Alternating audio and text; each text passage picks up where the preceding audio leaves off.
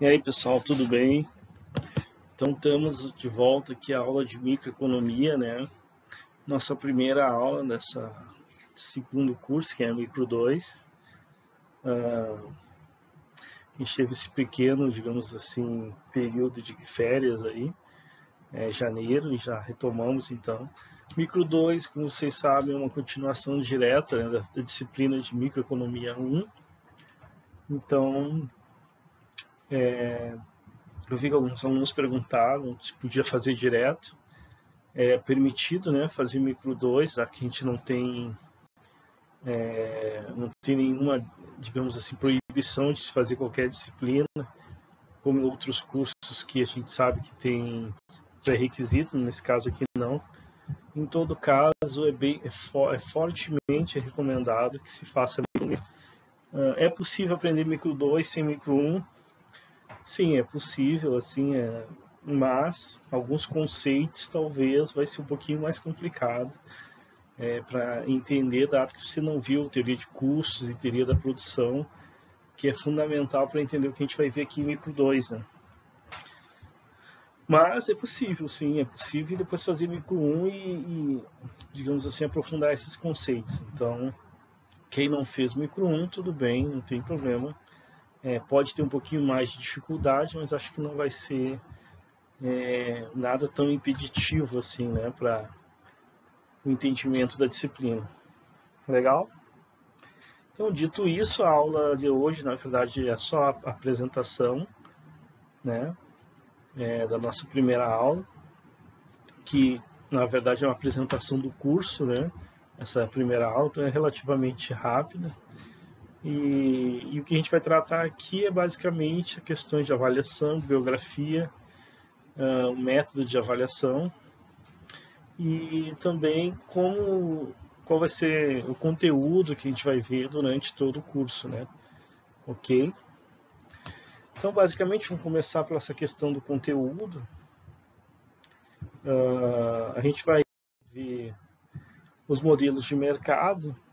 E aí, os modelos de mercado, pessoal, e basicamente tudo que a gente vai ver aqui em micro 2 vai ser mercados. Claro que vão utilizar de uma ferramenta, que é a teoria dos jogos. Mas nesse gráfico aqui vocês podem já ter uma ideia de quais são os mercados que podem ser tratados. Aqui, na verdade, são todos os mercados possíveis, né? Sendo que o número de consumidores e o número de vendedores, o número de consumidores está num eixo e o número de vendedores está no outro eixo, assim que se analisa esse gráfico. Então, veja só, se a gente tiver um único consumidor, ou seja, se a gente tiver aqui nesse eixo dos consumidores um único consumidor, ok? Ou seja, aqui nesse e tiver um número grande de vendedores, a gente tem aquilo que é chamado de monopsônia, que é o contrário do monopólio. Monopsônia é quando tem um único consumidor e muitos vendedores. O monopólio é quando a gente tem um único vendedor, que aí é mais fácil, né? Esse aqui é mais fácil de ser encontrado, e um número grande de consumidores. Ou seja, se só um produz ou vende esse produto, aí é chamado esse mercado de um mercado monopolístico. Então está aqui um monopólio. Então são dois extremos: um único consumidor e um único produtor. No caso do único consumidor, nós temos um monopsônio, e no caso do único produtor, nós temos um monopólio. O único consumidor, ele é relativamente raro,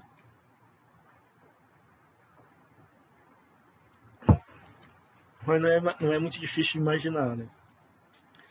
Por exemplo, normalmente isso tem a ver com produtos que são vendidos ao governo, né? O governo pode considerar, por exemplo, no caso fácil de imaginar isso é o produto de armas, né? Que, por exemplo, nos Estados Unidos, que é um país que passa para o setor privado boa parte da produção de produtos bélicos, digamos assim. Aí tem várias empresas lá, Lockheed Martin, que vocês devem conhecer, que produz desde mísseis a aviões e obviamente, dada a tecnologia ser uma coisa que obviamente um governo não passa para outro, tecnologia avançada do setor militar, então provavelmente o contrato de negócio feito entre o governo e essas empresas é de exclusividade, né? Ou seja, a empresa só pode vender para esse único consumidor que é o governo, e às vezes não é só uma empresa, né? É exatamente para que ocorra concorrência nesse mercado, o governo, ele pode abrir para que várias empresas disputem, digamos assim, um produto, um novo armamento, um novo avião, como aconteceu ali nos anos 90, né?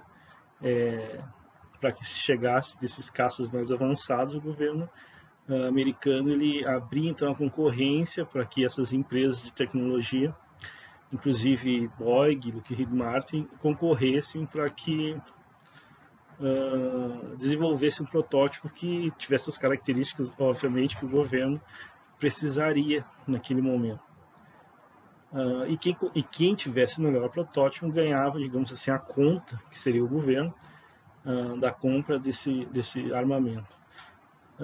Já estamos entrando na matéria, mas na verdade é porque a gente nem vai entrar muito em monopsônio, se é que a gente vai entrar, né? Então uma explicação rápida agora só para quem ainda tenha dúvida, nunca tinha escutado sobre isso, né? Talvez a gente veja alguma coisa, olha, não prometo, né, porque o importante para nós vai ser o monopólio, sim, que é o mais comum, e aí a gente tem muito material sobre isso. O monopsônio não, na verdade é mais uma curiosidade do que uma matéria em si.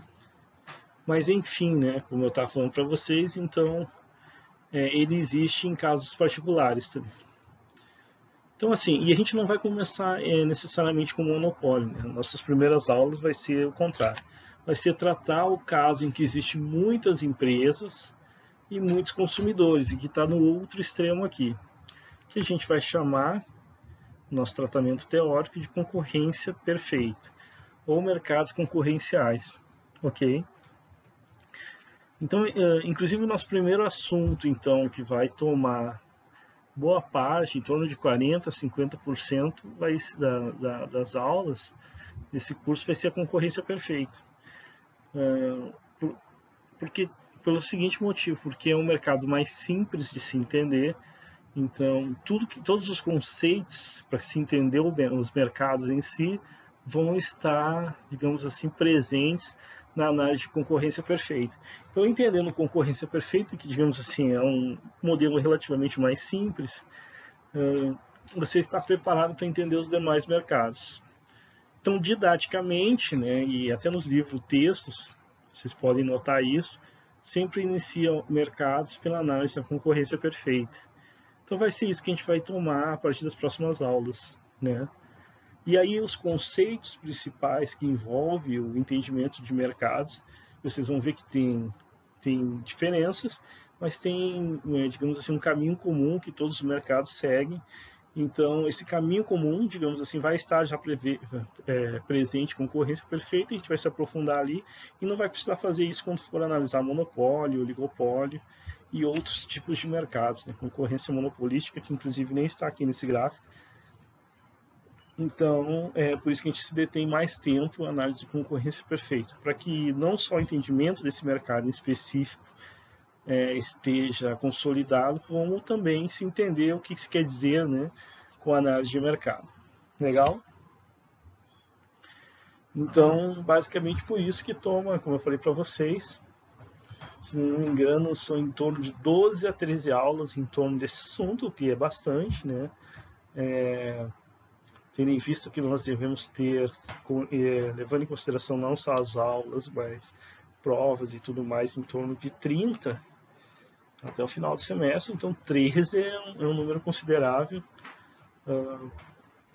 ou seja, como eu falei para você, de 40% a 50% do nosso tempo. E aí depois disso, e provavelmente até aí esse momento, a gente vai concentrar a nossa primeira avaliação em concorrência perfeita. Vocês não precisam anotar isso, caso o pessoal goste de anotar. Vai estar, eu vou dar um, eu vou desse vídeo mostrar para vocês exatamente o que comporta cada avaliação mais adiante. Aí depois de analisar a concorrência perfeita, aí sim a gente vai para o monopólio, que é esse primeiro, que é essa análise que eu falei primeiro para vocês, de um único vendedor e uma grande quantidade de consumidores, que de certa forma também é uma análise simples, né? E é um extremo. De um lado a gente tem alta concorrência com muitos consumidores e produtores, de outro lado o monopólio, que é muitos consumidores, mas só um produtor, ou seja, não há concorrência, né? O único produtor, ele praticamente define valores do mercado, de preço e quantidade, isso a gente vai ver. Isso já é uma grande diferença, mas apesar disso, ainda é um modelo relativamente simples. Um monopólio da forma como a gente conhece, um monopólio simples de um único produtor, é uma avaliação simples porque a gente vai ver que aqueles produtores que estão no mercado concorrencial, eles também não têm muito o que pensar a não ser analisar os preços de mercado. Isso relativamente é simples, a gente vai ver por que ele vai tomar decisões em cima disso. E o monopólio também vai tomar suas decisões e não vai nem precisar ver o preço de mercado, ele pode definir o próprio preço. Ele tem o que a gente vai chamar, inclusive, de poder de monopólio ou poder de mercado. E isso torna também a análise simples, né? Então é fácil prever o preço, tanto em concorrência perfeita, é só analisar o preço de mercado, quanto em monopólio, na qual a decisão é dada pela própria empresa. Mas, claro, né, ela não é dada assim no ar, eu vou definir um preço e acabou. Tem toda uma análise técnica para entender por que ele toma aquela decisão de preço e de quantidade, se for o caso. E a gente vai ver que isso não depende dele. Mas como assim, né? O monopólio não depende dele. Não, claro que ele pode definir o preço que ele quiser, mas ele não vai fazer isso arbitrariamente. Ele vai fazer isso olhando aquele grande número de consumidores.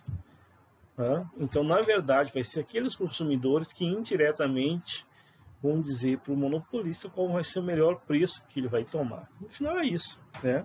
A gente vai ver que o que a gente muito em economia, e nesse curso principalmente, vocês vão ver que muito que se pensava sobre economia, às vezes até o contrário do que se imaginava.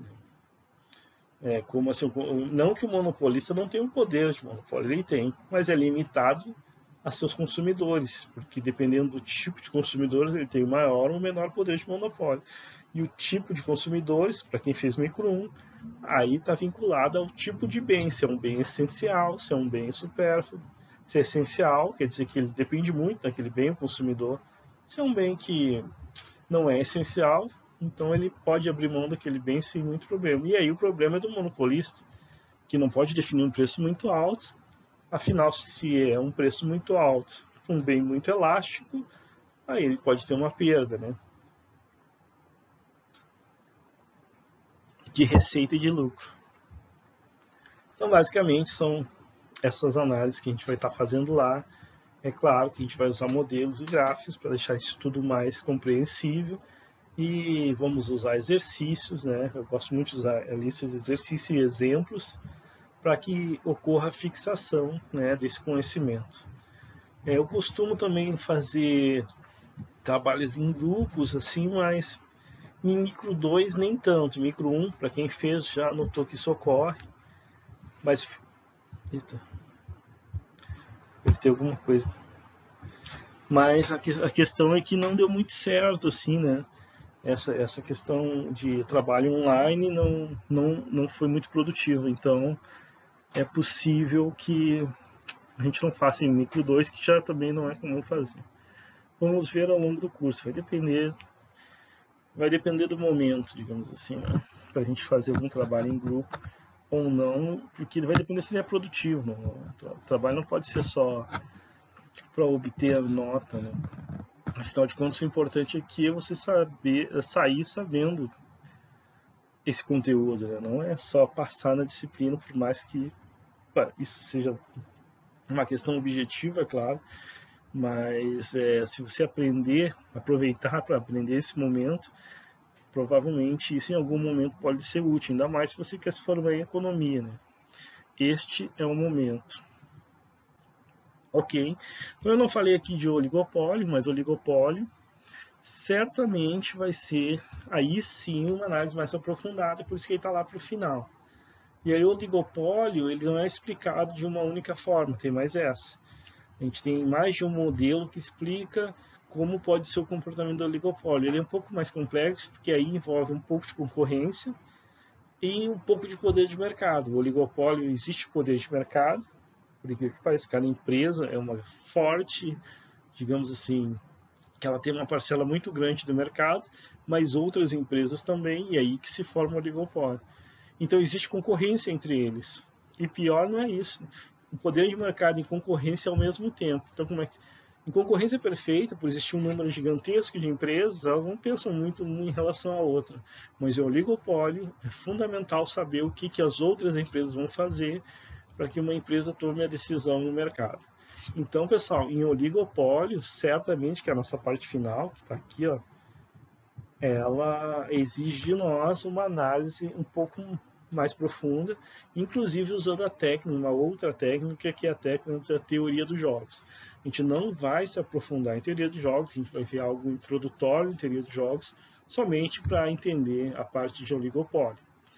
Mas, obviamente, teoria dos jogos vocês vão ver, tem até um curso, né? Teve um curso ano passado de tópicos de matemática, o professor Carlos ofereceu um curso onde, se não me engano, ele aprofundou um pouco mais a parte de teoria dos jogos. E micro 3, caso aprovado, né, agora futuramente na nova estruturação do curso, aí sim vai ter a oportunidade de se aprofundar ainda mais em teoria dos jogos.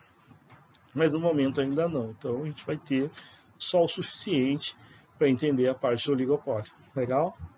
E esses outros quase monopólio, monopólio bilateral, oligopólio bilateral, quase monopsônio, a gente não vai ver. Nem oligopsônio não são fundamentais, quase não há citação disso nos livros. Então vamos ver só esses que estão marcados, esses três principalmente aqui na parte superior do gráfico. Legal, isso aí vai ser a nossa aula. Parece pouca coisa, mas não é. Para entender bem cada um, todo aquele processo lá que a gente viu de teoria da produção, teoria do custo, não tudo, né? Mas alguns resultados lá a gente vai utilizar novamente aqui. Então até é bom para quem não ficou muito claro lá em micro 1 sobre o que é custo total, custo variável, fixo, aqui vai ficar claríssimo, né? A gente vai usar tantos esses termos que eles vão acabar, se você não aprendeu lá, que você vai aprender por tabela, ou seja, por tabela porque a matéria é outra, né? Então vamos lá, uso da teoria dos jogos. E claro, como a gente vai usar nessa técnica que eu falei para vocês, então eu vou só falar rapidamente aqui o que ela é. Teoria dos jogos nada mais é, pessoal, que analisar a ação e reação de dois agentes ou jogadores, se preferirem, né? Mas dois agentes eu acho que é mais completo, porque jogo não é só quem está jogando um jogo, e sim quem está no ambiente de competição, por exemplo, e que precisa usar de uma estratégia em relação às ações e reações do seu outro competidor. Então, dois agentes no ambiente competitivo estariam tomando ações e reações, e essas ações e reações que são estudadas nas teorias dos jogos. Então, o primeiro passo é analisar um ambiente competitivo, o ambiente que esses agentes estão. O segundo passo, e esse é fundamental, é antecipar as ações e reações dos competidores. Então, todos aqueles competidores vão estar fazendo isso, de certa forma. Em cima disso que a gente vai criar a teoria dos jogos. E terceiro, formular uma estratégia dinâmica, ou seja, formular uma estratégia sobre essas ações e reações. E dada essa estratégia, e aí vamos para o passo quarto, que é escolher entre as alternativas que existem entre essas estratégias, né? Aquela que dá o melhor resultado, provavelmente. E a gente vai ver que nem sempre isso é verdade, às vezes é o melhor resultado dado um outro resultado do outro jogador, por exemplo, do outro agente. Então essa é a ideia. Claro que aqui é um esboço muito simples ainda, mas a gente vai ver isso, e isso deve consumir em torno de umas uma ou duas aulas, não me lembro bem, acho que é relativamente rápido assim deles jogos. É uma aula e meia, e a gente já entra dentro de oligopólio e utiliza, né, essa ferramenta para entender como o ambiente oligopolista, dado esse ambiente competitivo, pode gerar resultados e decisões, né, digamos assim, desses agentes, dessas firmas no caso. Bacana, mais ou menos bacana. Ok, então vamos lá para o que interessa, né? Que é a avaliação. A avaliação é simples, pessoal. A primeira prova ela vai ser online, para quem fez micro 1, vamos manter aquele modelo de fazer prova, né? E vai ter o conteúdo contido nela, vai ser concorrência perfeita e análise de mercados competitivos. Como eu falei para vocês, concorrência perfeita é a parte teórica, vai entender o mercado, como funciona, o mercado concorrencial no caso, e depois a gente vai utilizar essa ferramenta do mercado para fazer a análise dos mercados competitivos. É aí onde entra. A gente chegou a ver alguma coisa lá em micro 1, que é imposto, subsídio, só que aqui vai ser um pouco mais aprofundado. A gente vai fazer os cálculos e tudo mais, e vai ver fixação de preço, o governo determinando o preço mínimo, preço máximo, cota de produção. Então é basicamente isso que a gente faz em análise. Por isso que é um pouquinho mais extensa essa primeira parte, né? Tem aí não só a parte teórica, como tem essa parte de análise aqui, e isso se estende um pouquinho mais. Legal? Bom, a segunda prova daí, logo após, aí entra o monopólio, entra a concorrência monopolística, que é relativamente rápido, praticamente está dentro do monopólio isso. E, olha, eu dividi em 3, mas normalmente a segunda prova pega essa terceira parte também. Então vamos tentar dividir em 2, mas pela experiência eu acho até que isso aqui já está defasado, né? Ou seja, vai ser só 2 provas, sendo a segunda prova com monopólio, concorrência monopolista e modelos de oligopólio, onde entra um pouco de teoria dos jogos, porque é um pouco, né, que está dentro de oligopólio. Então cabe ser uma prova só nessa segunda parte, né? Apesar de já estar dividido em 3, bom, quando chegar lá a gente vê. Mas a priori eu já posso adiantar então que fortemente a probabilidade é muito grande para que seja somente 2 provas. Bacana? E a avaliação? Bom, avaliação tradicional, média aritmética, divide as 3 provas por 3, ou se for 2 provas, divide por 2 e você tem que atingir a média 7. Atingindo a média 7, né, entre as 2 ou 3 provas, aí você está aprovado, igual ou maior. Se você ficar entre 6 e 7, na verdade, menos que 7, né, aí você tem ainda a possibilidade de fazer a recuperação, e caso você não consiga essas médias, ou abaixo de 6, aí você não tem essa possibilidade. É reprovação direta, ok? Bom, caso você vá para a recuperação, aí a média é 6, né, na prova de recuperação. Lembrando que na prova de recuperação, e aqui o pessoal chama de prova final, beleza, a prova final é a prova de recuperação, tá? Leia-se, então, recuperação como final.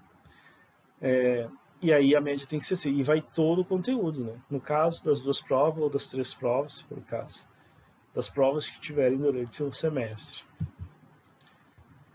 Legal? Bacana. Bibliografia, pessoal. A bibliografia, em termos de livro, é a mesma de micro 1. Claro, estamos usando os mesmos livros. Só que, obviamente, os capítulos são outros. Então, tá aqui os capítulos que a gente vai utilizar em cada livro. Fortemente recomendo esse primeiro, né, que é o livro do Pintic. E são exatamente esses capítulos, o 8, o 9, o 10, o 12 e o 13, que a gente vai ver. O VAR é muito bom, é mais avançado para quem quer estudar para Ampec. tem um pouquinho mais de matemática. Eu também retiro algumas coisas dele. Então, pessoal, é outro livro que também eu recomendo. Na verdade, esses 3 livros eu recomendo fortemente. O Pindic, o primeiro, o Varian, e o terceiro, que é o do Bezzanco. São os livros mais aprofundados que tem, né? Ainda, para quem não... Para quem ainda não conhece nenhum deles, lá em Micro 1, eu sugiro iniciar pelo Pindic, né?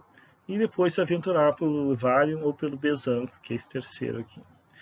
Caso você tenha uma dificuldade maior, aí tem um manual de economia, de microeconomia, dos professores da USP, e tem ainda, né?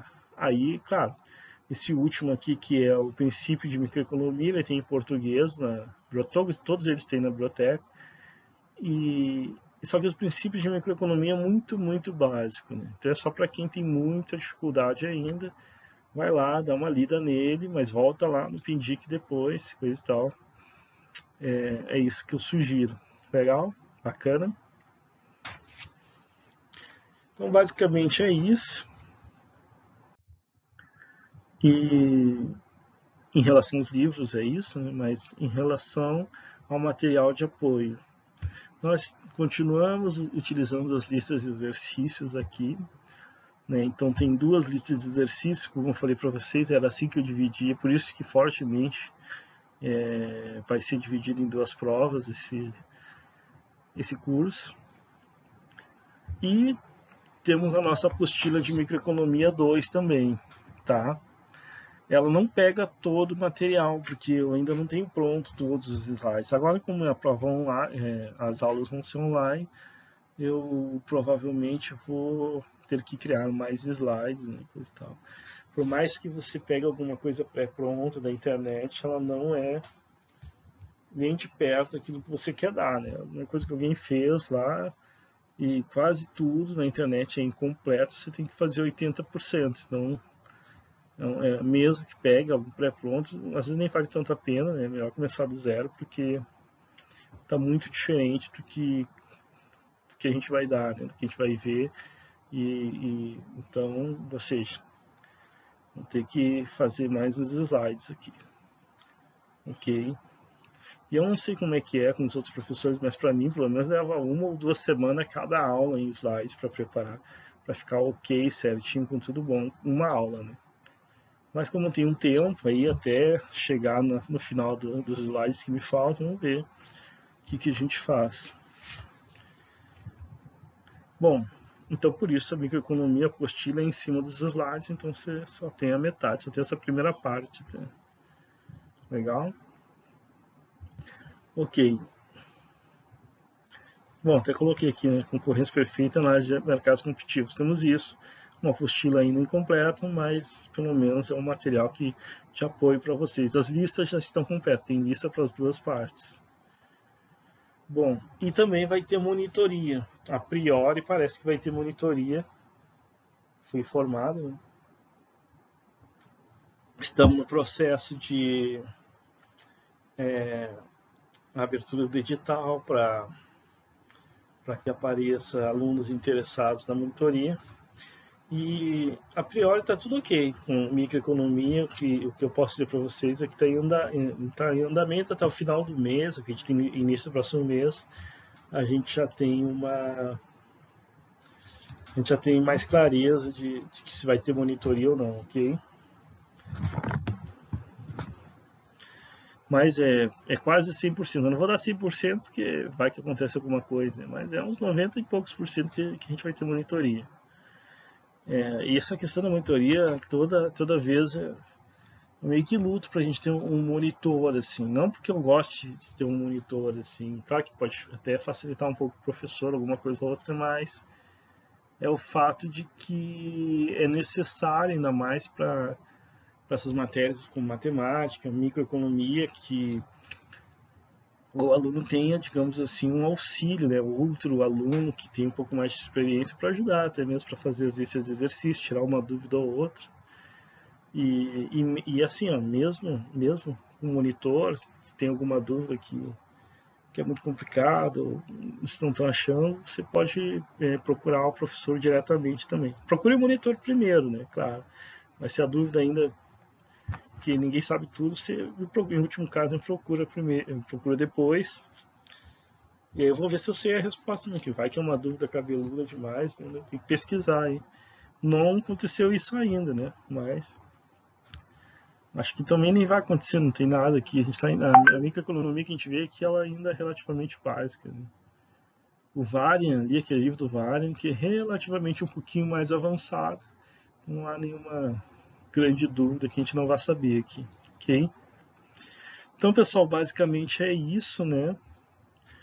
Que eu não sei se eu apertar aqui não vai acabar a aula, então nem porque eu lembro de ter feito slides até aqui.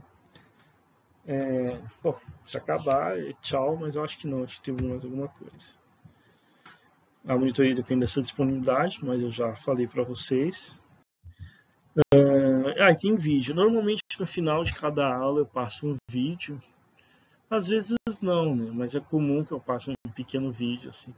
Esse vídeo aqui, como essa aula seria rápida, é um vídeo muito grande. E é um vídeo que, se não me engano, a gente vai.